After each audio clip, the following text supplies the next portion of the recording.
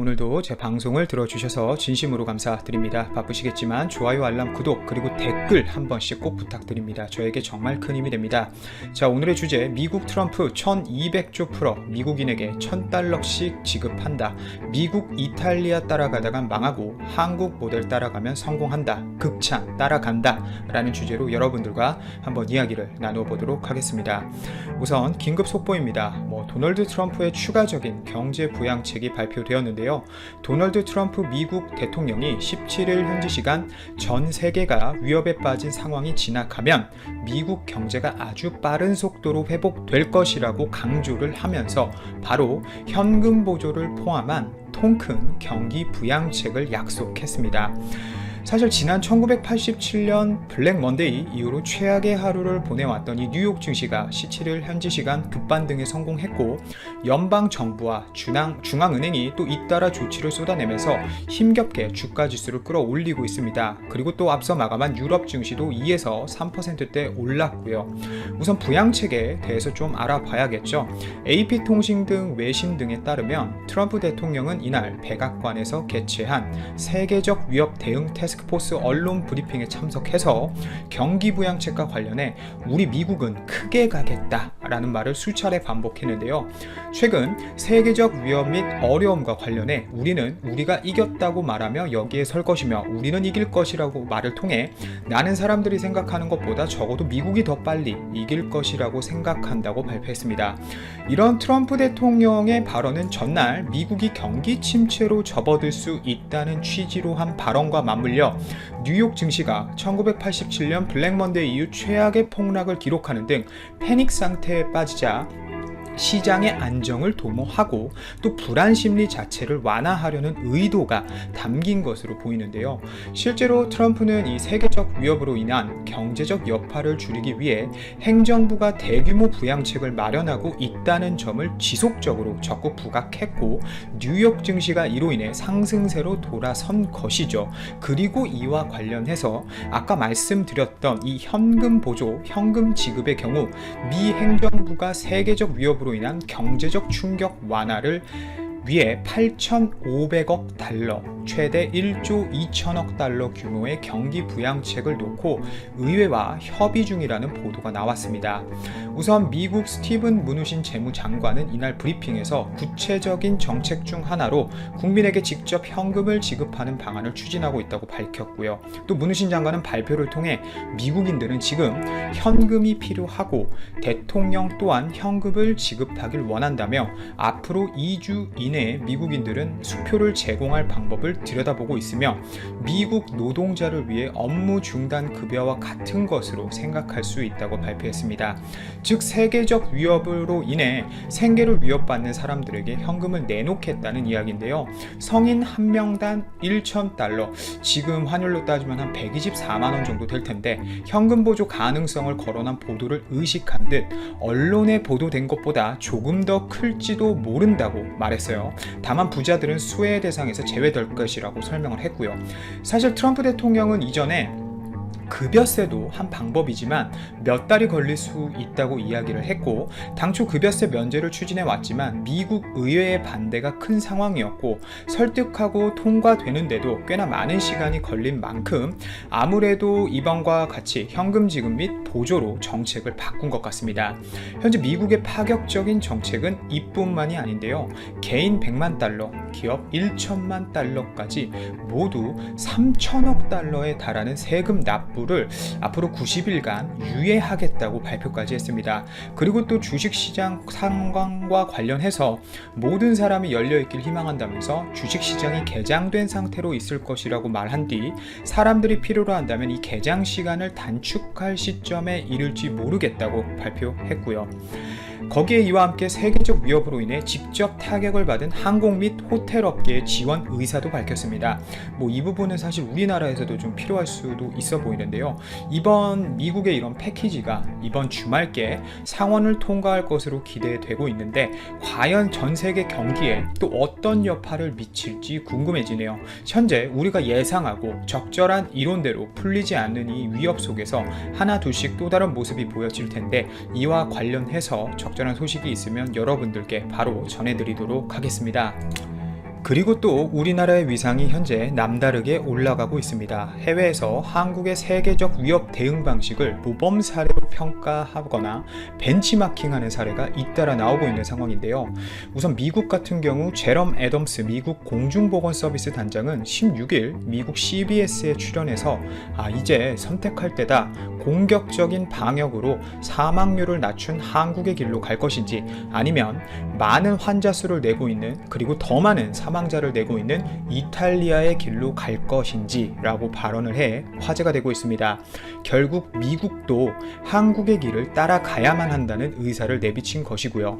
사실 방금 제가 전해드린 이 트럼프의 경기 부양책은 미국 정부와 국민들이 합심해서 이 문제에 대해 적극적으로 대응하지 않는다면 220만 명 이상의 사망자가 나올 수 있다는 보고서가 나온 직후에 결정된 사안입니다. 얼마나 심각한 문제인지 아시겠죠? 트럼프는 현재 재선도 달려 있고 만약 이 위협을 미국이 현재 상황에서 제대로 넘기기만 한다면 아마 역사 속에서 크게 남을 미국 대통령이 또 될 수 있기 때문인데요. 특히 한국이 제대로 지키고 있는 이 사회적 거리두기와 손을 씻고 기침을 가리고 하는 등 기본적인 보건 수칙들에 주의를 기울이면 미국 상황이 한국처럼 될 수 있는 희망이 있다면서 가이드라인을 아예 제시하고 있습니다. 방금 애덤스 단장이 언급한 이 사회적 거리두기는 우리나라가 이미 2월 말부터 집에 머무르기 그리고 재택근무, 집단 모임 자제 등 국민 캠페인으로 벌여오고 있는 세계적 위협 확산 방지를 위한 정책 가운데 하나인데요.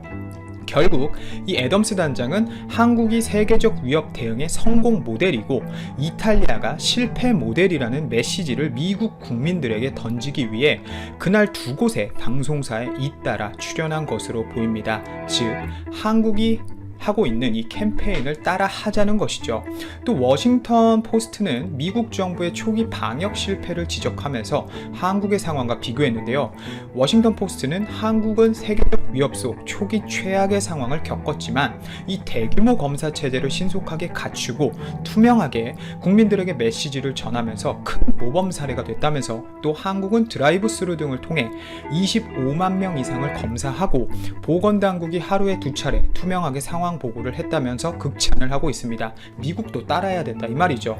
뿐만이 아닙니다. 월스트리트 저널, 스페인 일간 엘파이스 등 해외 다수 언론이 한국의 세계적 위협 대처법을 본보기로 삼아야 한다며 극찬한 가운데 이 로버트 에이브럼스 또 한미연합 사령관 또한 한국의 질병관리본부가 정말 위대하다고 밝혔습니다.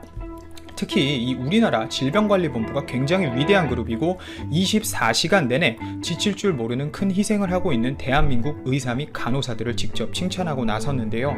세계적 위협의 급속한 확산에 허가 찔린 다른 나라들의 한국이 중요한 모델이 되고 있다고 언급했고 스페인 일간 엘파이스도 이날 스페인 당국의 미흡한 대처를 지적하면서 한국은 세계적 위협 통제의 모범이라고 전하고 있습니다. 그리고 초기 이탈리아도 방역에 실패한 가운데 큰 어려움을 겪고 있습니다. 시신이 이제는 좀 충격적인 뉴스였는데 성당에도 쌓이고 있다고 합니다. 결국 이탈리아도 한국식 모델을 따라가기로 결정했는데요. 이탈리아 북부에 있는 이 베네토주의 루카 차이아 주지사는 약 2만 9천 개의 진단키트를 준비했고 사람들을 한국처럼 대규모로 검사할 것이라면서 한국도 이런 방식을 택하고 있기 때문이라고 발표했습니다. 사실 이탈리아의 대부분 주는 그동안 실패한 이 중앙정부의 의심되는 사람만 선별검사하는 방식을 따라왔고요. 수십만 명을 검사한 한국의 방식이 이제 와서야 효과가 있다고 판단해 자체적으로 광범위한 검사 방식을 도입하겠다고 그 배경을 설명하고 있어요. 한국이 현재 드라이브 스루를 포함해 전국 633개의 진료소에서 하루에 2만 명 수준의 의심 환자들을 검사할 수 있고 최취한 검체는 총 118개 실험실에서 1200명의 전문가가 분석해 6시간 정도 후면 결과가 나온다고 소개한 만큼 전 세계는 현재 한국의 세계적 위협 대응 모델에 또 모두 주목을 하고 있습니다. 분명 현재 우리나라의 이런 방식이 마음에 드시는 분들도 계실 테고 마음에 들지 않으신 분들도 계실 거라고 생각을 합니다. 하지만 세계는 현재 위협 속에서 그래도 우리나라 대한민국의 대응 모델을 정답으로 생각하고 움직이고 있습니다. 최근 많은 분들께서 집 밖으로 나오시지도 못하시고 일자 일자리 문제 등으로 생계를 위협받으시겠지만 좀 더 우리나라를 믿고 따라주신다면 이 위협이 좀 더 빨리 사라지지 않을까라는 생각을 하며 이만 방송 마치도록 하겠습니다.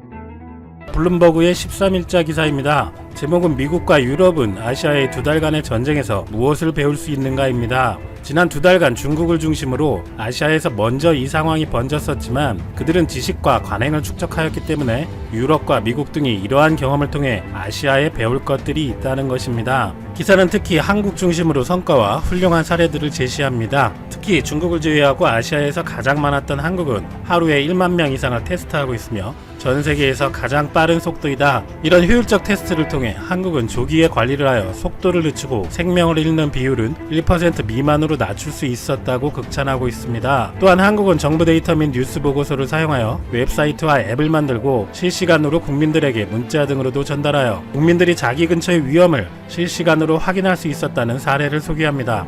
그리고 거기서 사용한 통계 자료를 보여주는데 그 그래프가 일본은 전혀 믿지 못한다는 입장을 한눈에 보여주고 있어 일본인들은 큰 충격을 받습니다. 세계 각국의 그래프입니다만 특히 아시아에 대한 기사에서 일본은 아예 찾을 수가 없는 것입니다. 자기들이 테스트를 하지 않아 숫자를 줄였다고 해도 싱가포르, 홍콩보다 월등히 많으며 인구나 영향력에서 빠질 수 없는 일본이 아예 그래프에서 없는 것이죠. 그런데 다음 텍스트에서 블룸버그는 왜 그래프에서 일본을 뺐는지 정확하게 지적합니다. 일본은 충분한 테스트를 하지 않았다는 비판을 받고 있으며 이는 테스트도 받지 못한 사람들로 인해 실제로 수치가 증가할 가능성이 매우 높다. 이 사실이 알려지자 항상 친정부적인 언론들은 물론이고 트윗 같은 곳에서도 정부를 비판하는 게시물은 찾기 어려웠던 일본에서 못 믿겠다는 말이 넘쳐나고 있어 이례적이기까지 하다라는 말이 나오고 있습니다. 아베 은폐에 얌전한 일본 언론, 블룸버그는 일본의 숫자는 비교자료로 사용할 수 없다고 판단했다. 블룸버그는 그런 일본의 통계는 거짓말이라고 통계에서 제외했습니다. 유감이지만 아시아에 일본은 들어있지 않다. 아니, 실패의 예로 들어있을까? 이제 아무도 믿지 않는 것을 잘 알려주는 기사이다. 세계적으로 모범이 되는 것은 중국과 한국의 사례. 이렇게 국제신용에 손실이 간다는 좋은 예이다. 일본의 기술은 세계의 모범이 아니다. 세계의 모범은 중국, 한국이다. 뿐만 아니라 15일 미국 CNN은 일본의 판정자 수는 왜 다른 나라와 달리 급증이 발견되지 않는가? 라는 기사를 통해서 아베 신조 총리는 전 세계적으로 우려가 커지는 상황에서도 도쿄올림픽 강행을 외치고 있다라고 보도했습니다. 사태가 미국 유럽 전역으로 퍼지면서 점점 심각한 상황으로 흐르고 있다며 미국이 국가 비상사태를 선언했으며 유럽 대부분은 프로축구 등 주요 스포츠 일정을 연기하거나 취소한 상태를 보도합니다. 월드컵 다음의 위상을 가지고 있으며 올해 6, 7월에 열릴 예정이었던 유로 2020도 결국 연기한다고 유럽 축구연맹은 17일 발표했습니다. 대회에 연관된 모든 이들의 건강 및 경기 개최로 국가의 공공 서비스에 불필요한 압력을 가하는 일을 피하는 것이 최우선이라고 지극히 당연하고 칭찬받아야 할 결정을 한 것입니다. 또한 우에파는 이미 표를 구입했지만 내년으로 연기되어 갈 수 없는 이들에 대해 전액 환불을 약속했습니다. 그런데 일본 조주기는 벌써 표를 1조 원어치나 팔고도 만약 취소될 경우 긴급사태에 해당된다고 보고 티켓을 환불하지 않을 방침이라고 합니다. 아 뭐예요 일본 진짜. 중고로운 평화나라예요? 일본의 아베 신조 정권은 요지부동입니다. 그들은 이상한 근거를 바탕으로 올림픽 정상 개최가 가능하다고 주장하고 있습니다. 아베 총리는 기자회견에서 다시 한번 올림픽 강행을 선언했습니다. 그는 트럼프 대통령과도 합의한 문제라며 여론 진화에 나섰습니다. 문제는 아베만 빼고 온 세상이 알듯이 이 수치가 신뢰할 수 없다는 것이죠. 꾸준히 일본의 비판을 가하던 CNN은 아베 총리의 발언을 전하며 전 세계에서 혼자만 그래프가 이상한데 세계적으로 모든 스포츠 행사가 취소되는 상황에서도 올림픽 강행을 외치고 있다라고 비판했습니다. 그런데도 이제 세계 선진국의 모델이 되고 있는 한국의 신속하고 엄청난 양의 테스트, 이를 위한 자동차 이동 방식도 전 세계에서 혼자 조롱하고 있으며 한국이 큰 혼란에 빠져 있다고까지 이야기하며 자신들을 정당화하고 있습니다. 이런 선동에 말 잘 듣는 일반 일본인들은 동조하는 여론이 많았습니다만 일본은 못 믿는다며 통계 자체를 빼버리거나 은폐에 대한 지적이 연이어 나오자 일본인들도 아베 정부를 믿지 못하고 있습니다. 최근 스포츠워치의 설문조사에 따르면 응답자 500명 가운데 명기해야 한다는 62%, 중지해야 한다는 19%, 부정적 의견을 합치면 80%에 육박하는 상황입니다. 올림픽은 물론이고 불투명한 대응으로 인해 자국민들에게는 물론 세계에서 신뢰를 잃어버리고 있는 일본이 어디까지 망가질지 걱정됩니다. 이번 위기를 계기로 한국과 일본은 전혀 다른 이미지를 쌓아가고 있습니다.